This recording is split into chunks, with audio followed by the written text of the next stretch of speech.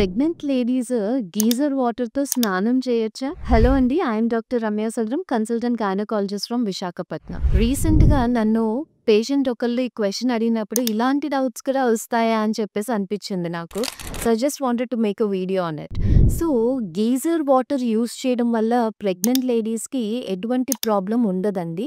అయితే మీరు గుర్తుపెట్టుకోవాల్సిన విషయం ఏంటంటే, బాగా వేడిగా ఉన్న నీళ్ళు అంటే బాగా టెంపరేచర్ ఎక్కువున్న నీళ్ళైతే ప్రెగ్నెంట్ లేడీస్‌కి మేము సజెస్ట్ చేయము. ఎందుకంటే రక్తనాళాల మీద దాని ఎఫెక్ట్ అనేది ఉంటుందనమాట.